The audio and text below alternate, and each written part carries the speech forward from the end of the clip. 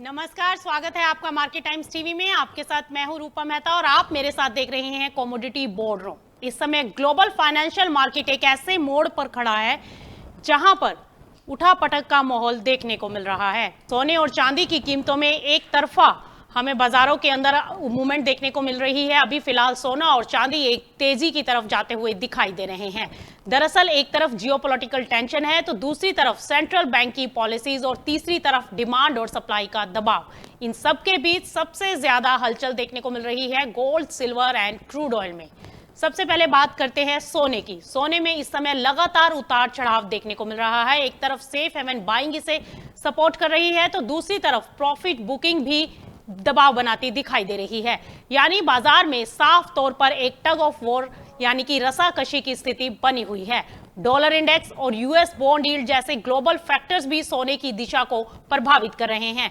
फिलहाल गोल्ड में कोई क्लियर ब्रेकआउट नहीं दिखाई दे रहा और बाजार रेंज बाउंड फेस में कारोबार करता दिखाई दे रहा है। इन सब मुद्दों पर आज हम बात करने की कोशिश करेंगे और जानने की कोशिश करेंगे कि आज सोने और चांदी में कहां हो सकती है कमाई। इन सब के लिए आज हमारे साथ जुड़ रहे हैं हमारे खास एक्सपर्ट मनोज जैन जी, जो कि पृथ्वी फिनमार्ट से हैं और डायरेक्टर हैं आप और head commodity and currency research हैं। मनोज जी, स्वागत है आपका मार्केट टाइम्स टीवी पर। नमस्कार रूपा जी। मनोज जी, सबसे पहले तो सोने और चांदी की अगर हम बात करें तो क्या लग रहा है यहाँ से मार्केट अब किस दिशा की ओर जाते हुए दिखाई देंगे, क्योंकि 4800 डॉलर के बाद हम एक बार फिर से यहाँ पर बाजारों में कहीं ना कहीं एक स्टेबल सी स्थिति देख रहे हैं। यहाँ से क्या लग रहा है कि सोना ऊपर की तरफ जाएगा, 5000 डॉलर का लेवल टच करेगा, या यहाँ से वापसी नीचे की तरफ 4600 डॉलर या एक रेंज बनती हुई दिखाई दे रही है?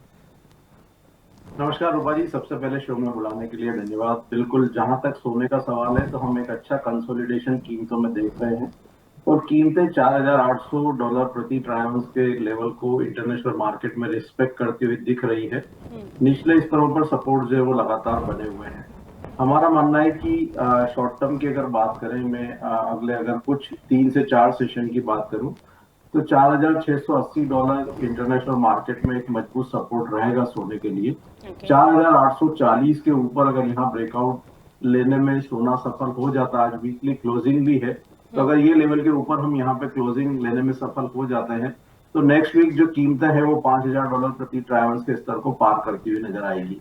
उसी लिहाज से अगर भारतीय बाजारों में हम बात करें तो 1,55,000 काफी समय से यहाँ रेजिस्टेंस बने हुए हैं और कीमतें अगर इस लेवल को पार करने में सफल होती है तो यहाँ 1,60,000 1,61,000 तक के स्तर जो है वो देखने को मिलेंगे।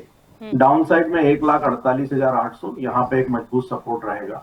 तो कीमतें एक अच्छा कंसोलिडेशन यहाँ पे कुछ सेशन से दिखा रही है और जिस तरह से यूएस और ईरान के बीच में दूसरे दौर की शांति वार्ता यहाँ पे शुरू होने वाली है, लेबनान और इजराइल के बीच में 10 दिन का सीज फायर हुआ है, उसको देखते हुए पॉसिबिलिटी लगती है कि सोना यहाँ अपसाइड में ब्रेकआउट करता हुआ नजर आएगा। रूपा जी, मनोज जी, क्या लगता है आपको गोल्ड अभी इमोशन ड्रिवन मार्केट में चल रहा है जहां फंडामेंटल से ज्यादा न्यूज इंपैक्ट कर रही है?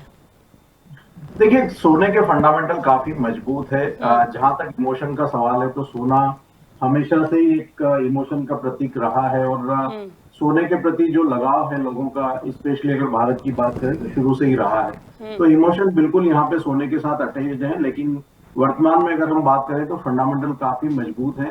जब से रशिया यूक्रेन के वॉर की शुरुआत हुई थी तब से हमने जो डी डॉलराइजेशन का प्रोसेस यहाँ पे सोने में देखा था, उसके बाद से लगातार जो डिमांड है वो मजबूत होती हुई नजर आई है। सेंट्रल बैंक की बाइंग और यहाँ पे जो ईटीएफ की होल्डिंग है उसने लगातार सोने की कीमतों को सपोर्ट किया है। तो निश्चित रूप से इमोशन अपनी जगह है, लेकिन फंडामेंटल्स भी काफी मजबूत हैं और वही यहाँ वर्तमान में कीमतों को ड्राइव करते हुए दिख रहा है। देखिए, आपको लगता है ये जैसे डॉलर, बॉन्ड यील्ड और इन्फ्लेशन डाटा, ये तीनों मिलकर अभी जो है मार्केट को कहीं ना कहीं कंफ्यूज करते दिखाई दे रहे हैं, क्योंकि इसी की वजह से हमें लग रहा है कि मार्केट जो है एक रेंज में कारोबार करता हुआ दिखाई दे रहा है। कुछ क्लैरिटी नहीं है अभी मार्केट में। देखिए, यहाँ पे जब इन्फ्लेशन का सवाल आता है तो जो इन्फ्लेशन है वो नेचुरल इन्फ्लेशन नहीं है, वो क्रिएटेड है। वो यहाँ पे जो यूएस और ईरान के बीच में वॉर की शुरुआत हुई थी 28 फरवरी को, उसके बाद जो हमने एनर्जी के प्राइसेस में अप्रत्याशित बढ़त आते हुए देखी, उसी के चलते यहाँ पे इन्फ्लेशन जो है वो एलिवेटेड लेवल पे पहुंचते हुए नजर आए। उसी के चलते डॉलर की डिमांड बढ़ी, डॉलर इंडेक्स में मजबूती रही और बॉन्ड की दरें भी मजबूत होती हुई नजर आई। लेकिन अब यहाँ पे जब से यूएस और ईरान ने 2 सप्ताह के सीज फायर का अनाउंसमेंट किया, एक दौर की वार्ता हुई, हालांकि सफल नहीं रही, और दूसरी दौर की वार्ता पर सहमति बनी। उसके बाद से हमने देखा कि डॉलर इंडेक्स यहाँ हल्का होता हुआ नजर आया, global bond market cool off करते हुए नजर आए, और यहाँ पे इन्फ्लेशन जो है, जो यूएस पीपीआई के नंबर ही अगर हम देखें मार्च महीने के, तो वो उम्मीद से थोड़े कम बढ़त दिखाते हुए नजर आए। तो इन सारी चीजों को अगर हम देखें तो जो इन्फ्लेशन है वो वॉर यहाँ पे सेटल होता है तो कहीं ना कहीं कूल ऑफ होता हुआ नजर आएगा, और वो डॉलर इंडेक्स को और बॉन्ड की दरों को भी कंट्रोल रखेगा, और कहीं ना कहीं सोने की जो और चांदी की कीमतें हैं वो फिर एक बार ऊपर की तरफ आती हुई नजर आएगी। तो जो सेंटिमेंट्स है वो इशारा कर रहे हैं कि सोना अपसाइड ब्रेकआउट के लिए यहाँ पे रेडी होता हुआ दिख रहा है। तो इससे क्या माने कि इससे ये संकेत मिल रहे हैं कि दुनिया की सभी बड़ी अर्थव्यवस्थाएं अभी भी डॉलर डिपेंडेंसी कम करने की कोशिश में हैं? बिल्कुल, यहाँ पे लगातार प्रयास जारी है पिछले 4 वर्षों से, और अब जो यूएस का एग्रेशन हमने ईरान के अगेंस्ट में देखा है फिलहाल में, उसको देखते हुए आगे दुनिया के जो और देश हैं वो भी इस प्रोसेस के लिए आगे आएंगे। हम देख रहे हैं कि यूएस और नेटो के बीच में जो रिलेशनशिप है वो यहाँ पे फ्रेजाइल होती हुई नजर आई है यूएस ईरान के वॉर के दरमियान, और उसको देखते हुए भी अब यहाँ कहीं ना कहीं ऐसी संभावनाएं बन रही है कि जो डी डॉलराइजेशन का प्रोसेस है वो आगे आने वाले समय में और भी पुख्ता होता हुआ नजर आएगा, और वही जो कारण है वो सोने को ड्राइव करते हुए नजर आएंगे। मनोज जी, अब चांदी की अगर बात करें तो चांदी में क्या लग रहा है? इसमें काफी इंटरेस्टिंग ट्रेंड देखने को मिल रहा है, क्योंकि अभी मार्केट अगर देखें तो $80 के ऊपर नहीं सस्टेन हो पा रहा और $75 के नीचे नहीं जा रहा। अगर चांदी की हम बात करते हैं तो ये एक इंडस्ट्रियल मेटल भी है, और अगर देखें तो ईवी, सोलर और इलेक्ट्रॉनिक सेक्टर में लगातार इसकी डिमांड भी आ रही है, जिससे इसको काफी मजबूती मिली भी थी, पीछे हमने देखा था, लेकिन अभी ये युद्ध की वजह से कहीं ना कहीं बाजार जो है एक रेंज में फंसता हुआ दिखाई दे रहा है। तो ऐसे में चांदी को लेकर क्या स्थिति बनती हुई दिखाई दे रही है यहाँ पर? चांदी में सप्ताह की शुरुआत में भी जब हमारी आप ही के चैनल पे चर्चा हो रही थी तो मैंने साफ तौर पर कहा था कि $76.60 और 2,45,000 ये एक मजबूत रेजिस्टेंस रहेंगे, और वो लेवल के ऊपर जो है चांदी ब्रेकआउट देने के लिए तैयार है। और इनफैक्ट हमने 76.60 के ऊपर इंटरनेशनल मार्केट में और 2,45,000 के ऊपर भारतीय बाजारों में ब्रेकआउट होते हुए भी देखा। चांदी की कीमतें $80 के पार भी निकलती हुई नजर आई। कल के सत्र में भारतीय बाजारों में 2,55,000 के स्तर को टेस्ट करती हुई नजर आई। तो चांदी में यहाँ पे अपसाइड ब्रेकआउट ऑलरेडी हम देख चुके हैं इंटरनेशनल और भारतीय बाजारों में, और जिस तरह से यहाँ पे जो कॉन्फ्लिक्ट है वेस्ट एशिया के वो ग्रेजुअली जो ईज होते हुए दिख रहे हैं, तो कहीं ना कहीं जो इंडस्ट्रियल डिमांड है वो उसको सपोर्ट करते हुए नजर आएंगे, और स्पेशली उसका जो बेनिफिट है वो सिल्वर को मिलता हुआ नजर आएगा। तो सिल्वर का ट्रेंड यहाँ पे पॉजिटिव हो चुका है। हमारा मानना है कि अब यहाँ पे $74 जो है काफी मजबूत सपोर्ट रहेगा सिल्वर के लिए इंटरनेशनल मार्केट में, और 2,38,000 यहाँ पे भारतीय बाजारों में एक मजबूत सपोर्ट रहेगा। तो निश्चित रूप से चांदी यहाँ पे अपसाइड के लिए रेडी है, ऑलरेडी ब्रेकआउट कर चुकी है, और हमारा मानना है कि $86 तक की जो लेवल्स है वो यहाँ शॉर्ट टर्म में आते हुए नजर आएंगे। उस लिहाज से भारतीय बाजारों में 2,63,000 तक के जो स्तर है वो यहाँ पे अगले 1 से 2 सप्ताह में देखने को मिल सकते हैं। तो चांदी यहाँ पे ऑलरेडी ब्रेकआउट कर चुकी है, बाय एंड डिप्स रखना चाहिए जब तक कीमतें 2,38,000 के स्तर को यहाँ पे होल्ड कर रही क्लोजिंग बेसिस पे। हमारा मानना है कि अपसाइड की पोटेंशियल बनी हुई है, और 2,63,000 तक के स्तर यहाँ पे शॉर्ट टर्म में देखने मिल सकते हैं। तो आपको लगता है कि सिल्वर आने वाले समय में गोल्ड से ज्यादा वॉलेटाइल लेकिन ज्यादा रिवार्डिंग बन सकती है? वेरी शॉर्ट टर्म अगर बात करें अगले 2 से 3 सप्ताह की, तो यहाँ पे सिल्वर सोने के मुकाबले रिवार्डिंग रह सकती है ज्यादा, लेकिन over the period of time अगर लॉन्ग टर्म की बात करें तो अभी गोल्ड सिल्वर रेशियो को देखते हुए गोल्ड ज्यादा प्रॉमिसिंग लगता है सिल्वर के कंपेरिजन। गोल्ड ज्यादा प्रॉमिसिंग लगता है। तो अभी ये जो लेवल है, क्या इन लेवल्स पर इन्वेस्टर्स को या जो भी इसमें इन्वेस्ट करना चाहते हैं या जो नॉर्मल वैसे कोई परचेसिंग करना चाहता है फिजिकल में, तो आपको क्या लगता है कि यहाँ पर अब पोजीशन ले लेनी चाहिए? बिल्कुल, गोल्ड में यहाँ पे एसआईपी के रूप में स्टेगर्ड वे में एक्यूमुलेट करना चाहिए, और लंबी अवधि का ट्रेंड यहाँ पे निश्चित रूप से पॉजिटिव बना हुआ है, फंडामेंटल काफी सपोर्टिव है, और लॉन्ग टर्म में सोना यहाँ पे बेहतर रिटर्न जो है निवेशकों को देगा। मंडे को यहाँ पे हम कह सकते हैं अक्षय तृतीया का एक शुभ त्योहार भी है, तो वहां से शुरुआत जो है निवेश की निवेशक कर सकते हैं, और ग्रेजुअली एसआईपी के रूप में वहां पे एडिशन करते रहें। हमारा मानना है कि सोना आने वाले 2 से 3 वर्षों में काफी बेहतर रिटर्न जो है निवेशकों को देता हुआ नजर आएगा। इस साल मनोज जी क्या लगता है $5600 का जो लेवल हमने गोल्ड में हाई बनते हुए देखा था, उस लेवल को क्या सोना इस साल ब्रेक करेगा? पॉसिबिलिटी है यहाँ पे कि 2026 के आखिर तक हम सोने में नए हाईज जो है वो बनते हुए देखें इंटरनेशनल मार्केट में। रूपी में थोड़ी मजबूती रहेगी तो शायद हम 1,90,000 के स्तर के पार ना जा पाए, ओके। लेकिन फिर भी यहाँ पे काफी फेयर चांसेस है कि हम 1,80,000 1,85,000 के स्तर तक पहुंचते हुए नजर आएंगे। लेकिन इंटरनेशनल मार्केट में काफी फेयर चांसेस है कि हम $5,600 के पार इस वर्ष के आखिर तक निकलते हुए नजर आएंगे। और डोमेस्टिक में 2 लाख का स्तर क्या अभी दूर नजर आता है? 2027 में हमारा मानना है कि 2 लाख के पार हम कीमतों को जाते हुए देखेंगे। ओके। 2026 में हो सकता है कि हम वहां पे 1,85,000 तक पहुंचते हुए नजर आएंगे। यानी आपको नहीं लगता कि 2026 में 2 लाख का स्तर छुएगा सोना? 2027 में शुरुआती दौर में हो सकता है कि 2 लाख के स्तर देखने को मिले। मनोज जी, अब कच्चे तेल की अगर हम बात करें तो कच्चे तेल की कहानी और भी इंटरेस्टिंग होती दिखाई दे रही है। एक तरफ से सप्लाई साइड और जियोपॉलिटिकल रिस्क दोनों एक साथ काम कर रहे हैं। मिडल ईस्ट में पीस टॉक की उम्मीदों ने रिस्क प्रीमियम को थोड़ा कम कर दिया है और ओपेक प्लस की प्रोडक्शन कट अभी भी बाजार को सपोर्ट दे रहा है। तो यहाँ पर क्या स्थिति बनती हुई दिखाई दे रही है? अब कच्चे तेल में जो टारगेट आ रहे थे कि $150 तक कच्चा तेल हो सकता है, $120 के लेवल छू सकता है, तो यहाँ से अभी की क्या स्थिति बनती हुई दिखाई दे रही है?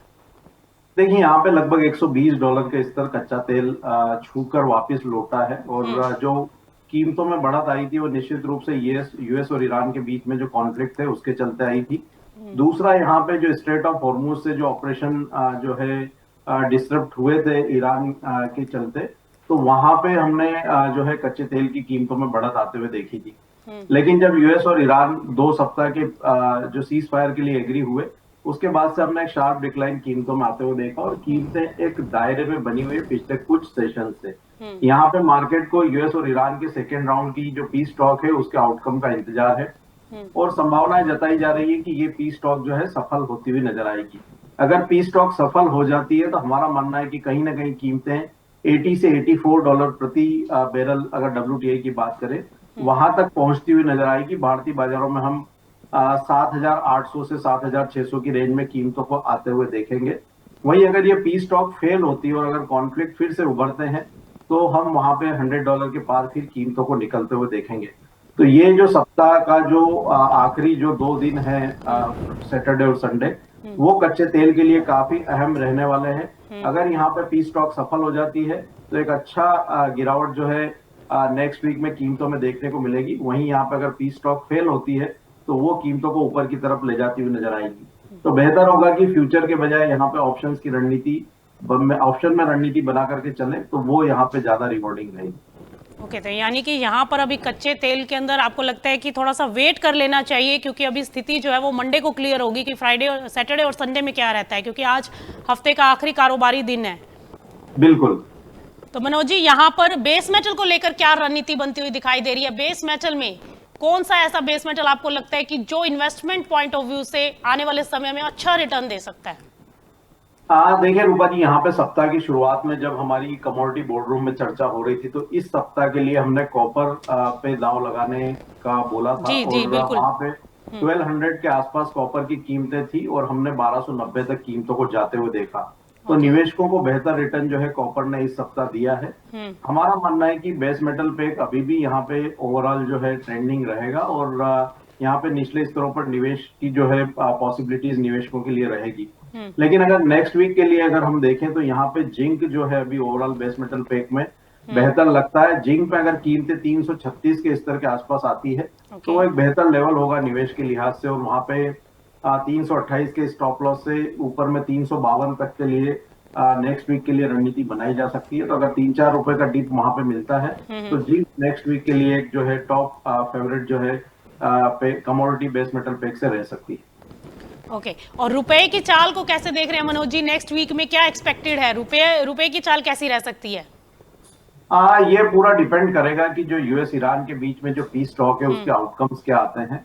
अभी वर्तमान में हम ये मान के चल रहे हैं कि यहाँ पे जो पीस टॉक है वो सफल होती हुई नजर आएगी और उस केस में रूपी यहाँ पे 92.20 तक एक बार जो है स्ट्रेंथ दिखा सकता है डॉलर के सामने। अगर ये पीस टॉक फेल होती है तो फिर से हम एक बार 94 की ओर बढ़ते हुए नजर आएंगे। तो उसके ऊपर नजर रखना चाहिए। लेकिन टेक्निकली अगर हम देखें तो यहाँ पे पॉसिबिलिटी है कि हम 92.20 की तरफ पहले जो है आते हुए देखेंगे रूपी को डॉलर के सामने।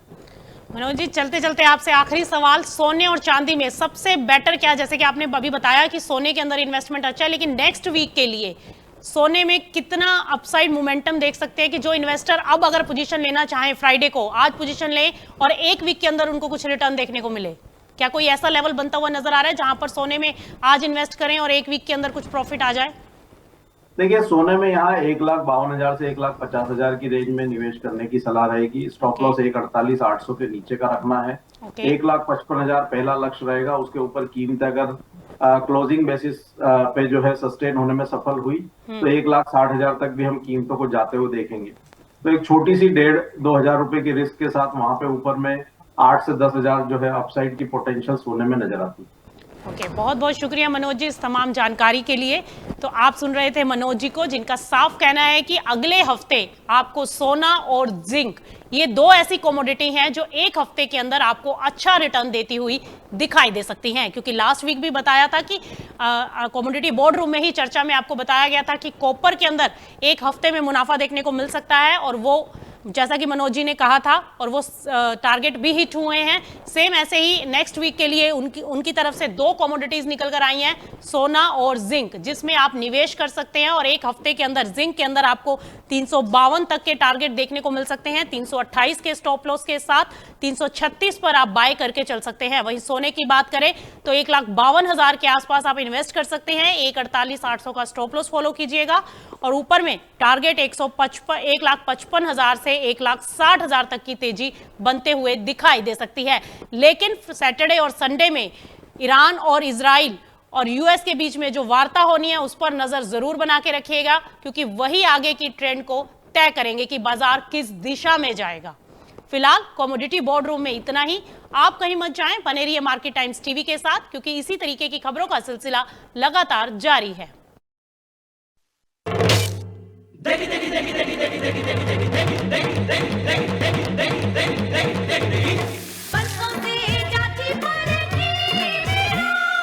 MDH की देगी मिर्च, देगी मिर्च का तड़का, अंग अंग फड़का। MDH की देगी